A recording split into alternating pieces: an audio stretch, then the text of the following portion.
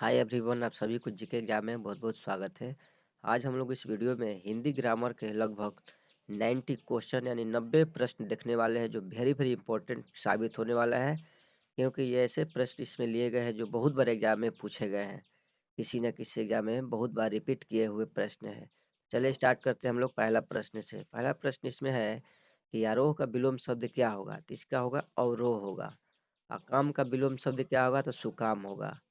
अंतरंग का विलोम शब्द क्या होगा? तो बहिरंग होगा। हनुमान का प्रवाची क्या होगा? तो विनायक। आम का प्रवाची शब्द क्या होगा? तो आम्र होगा, रसाल होगा, अमृत फल होगा। सूर का प्रवाची शब्द क्या होगा? तो धनुज, दानव और दैत्य। नेक्स्ट है कि रक्त का प्रवाची शब्द क्या क्या होता है? देखिए, रक्त का होता है रुधिर, होता है खून, होता है शोणित, होता है और होता है इसका मतलब इससे भी ज्यादा होता है, लेकिन इसमें 3 लिए गए हैं। कौन कौन? रक्त का प्रवाची शब्द रुधिर, खून और शोणित। भागीरथी का प्रवाची शब्द क्या होता है? तो गंगा होता है। नेक्स्ट है कि पशु शब्द का विशेषण क्या होगा? तो पाश्विक होगा।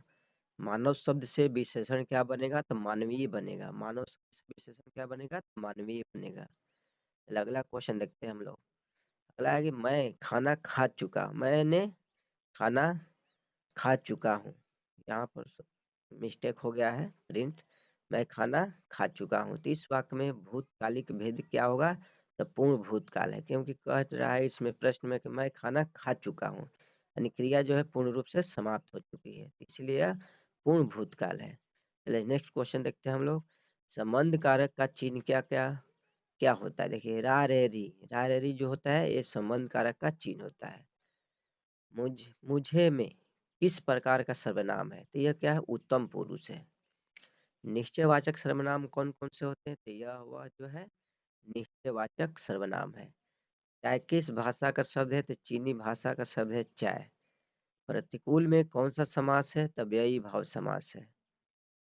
अगला क्वेश्चन देखते हैं हम लोग। कमल नयन में कौन सा समास है? तो कर्मधारय समास है। विद्वान का स्त्रीलिंग शब्द क्या होगा? तो विदुषी होगा। प्राण, दर्शन, ये सब क्या है? ये सब जो है पुल्लिंग शब्द है। कर्ता कारक के पहचान बतावें। देखिए, क्रिया को संपन्न करने वाला को कर्ता कारक कहा जाता है। दूर का भाववाचक क्या होगा? तो दूरी होगा। पंकज में कौन सा समास है? तो बहुव्रीहि समास है। त्रिभुज में कौन सा समास है? तो बहुव्रीहि समास है। चलिए अगला क्वेश्चन देखते हैं। अजन में कौन सा समास है? तो व्ययी भाव समास है। नीलकंठ में कौन सा समास है? तो कर्मधारय समास है। करण कारक के पहचान क्या होता है? तो क्रिया का साधन या उपकरण, इसे करण कारक कहा जाता है। करनी, तनुजा, तट, तमाल, तरुवर, बहुछाय में कौन सा अलंकार है? तो अनुप्रास अलंकार है। रस का शाब्दिक अर्थ क्या होता है? तो निचोड़ या आनंद होता है। रस को काव्य की आत्मा या प्राण माना गया है। रस को क्या माना गया है? तो आत्मा या प्राण माना गया है। भरत मुनि ने रसों की संख्या कितने माने हैं? तो 8 माने हैं। भरत मुनि ने रसों की संख्या कितने माने हैं? तो 8 माने हैं। अगला है कि अस्थाई भावों की कुल संख्या कितनी होती है? देखिए, अस्थाई भाव की कुल संख्या 9 होती है। संचारी भाव की कुल संख्या कितनी होती है? 33 होती है। तो दोस्त, आप लोगों को वीडियो अच्छा लग रहा है तो लाइक करते चले, क्योंकि आप लोग वीडियो अंत में आप लोग मतलब देखने के बाद भूल जाते हैं, आप लोग लाइक नहीं कर पाते हैं।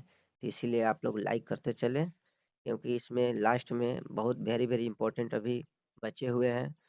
अभी लगभग 40 से 45 प्रश्न अभी बचे हुए हैं। तो चलिए देखते हैं हम लोग नेक्स्ट क्वेश्चन। उत्पत्ति के आधार पर शब्द कितने प्रकार के होते हैं? तो 4 प्रकार के होते हैं। व्युत्पत्ति के आधार पर शब्द कितने प्रकार के होते हैं? 3 प्रकार के होते हैं। अर्थ के आधार पर शब्द कितने प्रकार के होते हैं? 2 प्रकार के होते हैं।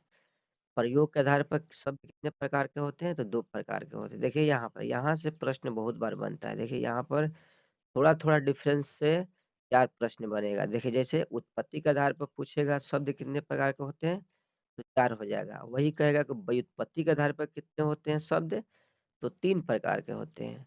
वही कहेगा अर्थ के आधार पर तो 2, प्रयोग के आधार पर तो 2। इसे आप लोग याद रखें, बहुत बार यहाँ से प्रश्न पूछा जाता है। रामायणी के प्रथम स्वर का नाम क्या है? तो चिंता है। रामायणी के अंतिम या सबसे बड़ा स्वर का नाम क्या है? तो यहाँ इसका आंसर क्या हो जाएगा? कमायनी के अंतिम या सबसे बड़ा स्वर का नाम क्या है? आनंद है। ठीक है, कमायनी में देखिए कुल 15 सर्ग है। इसमें कमायनी के प्रथम स्वर का नाम पूछा जाता है और कमायनी के अंतिम स्वर का नाम पूछ लिया जाता है एग्जाम में। देखिए, तो जो प्रथम का हो जाएगा चिंता, अंतिम का हो जाएगा आनंद। आनंद ही जो है सबसे बड़ा स्वर्ग भी है। और कमायनी में कुल कितने स्वर्ग है? 15 है। तो अगला क्वेश्चन देखते हैं। कमायनी को किसने लिखा है? जयशंकर प्रसाद ने लिखा है। इसे भी आप लोग याद रखिएगा। हिंदी प्रदीप पत्रिका के संपादक कौन थे? बालकृष्ण भट्ट थे। अलंकार का दूसरा नाम क्या होता है? तो आभूषण होता है या गहना होता है। निराला के किस कविता को शोक गीत कहा गया है? तो सरोज स्मृति को कहा गया है। नेक्स्ट है कि गर्दन उठाना मुहावरे का अर्थ क्या होता है? तो प्रतिवाद करना। बाल चित्रण में कौन सा कवि श्रेष्ठ है? तो सूरदास। सूरदास जो थे बाल चित्रण में श्रेष्ठ कवि माने जाते हैं। अगला क्वेश्चन देखते हैं हम लोग। कथा सम्राट किसे कहा जाता है? तो मुंशी प्रेमचंद को कहा जाता है कथा सम्राट। एक भारतीय आत्मा किसे कहा जाता है? ये क्या है? उपनाम है। एक भारतीय आत्मा मतलब किस कवि का उपनाम है? इसका ये नाम है माखनलाल चतुर्वेदी का। मैथिली कोकिल किसे कहा जाता है? तो मैथिली कोकिल कहा जाता है विद्यापति को कहा जाता है मैथिली कोकिल। चलिए अगला क्वेश्चन देखते हैं हम लोग। देखिए, इस वीडियो में ऐसे ऐसे ही प्रश्न लिए गए हैं जो वेरी वेरी इंपॉर्टेंट रहने वाला। आप लोग को इतना क्वेश्चन आप लोग देखे होंगे। देखिए इसमें कैसे कैसे प्रश्न लिए गए हैं। ऐसे ही प्रश्न एग्जाम में पूछे जाते हैं, क्योंकि आज के ज़माने में कोई भी एग्जाम हो रहा है कंपटीशन का, जिसमें 20 या 25 हिंदी से एग्जाम में मतलब क्वेश्चन बन रहा है, उसमें आपको 5 से 7 क्वेश्चन जो है हिंदी रचनाएँ से मिल जाएँगे। और जो प्रतियोगिता जो होते थे, जो मतलब किसने मतलब इसे लिखा है, एक ग्रंथ मतलब किसने लिखा है, ये पुस्तक पत्रिका जो है कहाँ से संपादित होता था, ऐसे प्रश्न पूछे जाते हैं। मतलब बेसिक क्वेश्चन जो होते हैं हिंदी से रिलेटेड, वैसे प्रश्न पूछे जाते हैं। ऐसे ही क्वेश्चन इस वीडियो में समाहित किए गए हैं। देखिए नेक्स्ट है कि मलिक मोहम्मद जायसी किस धारा के कवि थे?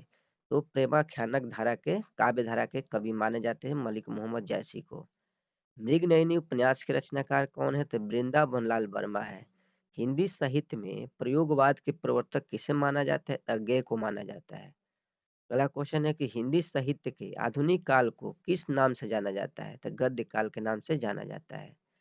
कठिन काव्य का प्रेत किस कवि को कहा जाता है? तो केशव दास को कहा जाता है कठिन काव्य का प्रेत। ये भी एक उपनाम है इनका। चलिए अगला क्वेश्चन देखते हैं हम लोग। चंद्रबरदाई किसके दरबारी कवि थे? तो पृथ्वीराज रासो के दरबारी कवि थे कौन? चंद्रबरदाई। द्विवेदी युग का नामकरण किसके नाम पर किया गया है? तो महावीर प्रसाद द्विवेदी के नाम पर। कौन सा पचस्वर है? तो आ जो है पचस्वर है। जिन शब्दों के अंत में अ आता है उन्हें क्या कहा जाता है? तो उन्हें अकारांत कहा जाता है। कदम पर यानी कदम पर कदम रखना मुहावरे का अर्थ क्या होता है? अनुसरण करना। नेक्स्ट है कि जुतियां चटकाते फिरना का मुहावरे क्या होगा? तो मारा मारा फिरना। अध्यापक छात्र से पाठ पढ़वाता है में कौन सा क्रिया है? तो प्रेरणार्थक क्रिया है। देखिए यहाँ पर 4 स आप लोग को देखने को मिल रहा है। तेलाबी स, मूर्धनी स, दांती स और ह। ये सब कौन से व्यंजन कहे जाते हैं? तो उसमें व्यंजन कहे जाते हैं। देखिए ये छोटा ई है और बड़ा ई है। किस प्रकार का वर्ण है? तो तलव्य वर्ण है। ए ऐ वर्ण क्या कहलाते हैं? तो कंठ तलव्य कहलाते हैं। देखिए यहाँ पर इसलिए मैंने इसे एक साथ लिख दिया ताकि आप लोग कन्फ्यूजन ना हो। देखिए छोटा ई और बड़ा ई कौन सा वर्ण है? तो तलव्य है। ए क्या कह रहा है? ए और ऐ कौन सा वर्ण है? तो क्या है? कंठ तलव्य है। इसे आप लोग याद रखिएगा।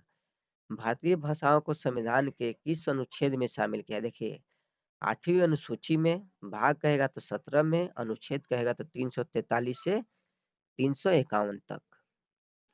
हिंदी को किसने सर्वदेशिक भाषा की संज्ञा दी थी? तो सुभाष चंद्र बोस ने। हिंदी की पहली कहानी कौन सी है? तो इंदुमती है। पवित्र का संधि क्या होगा? पो धन इत्र होगा।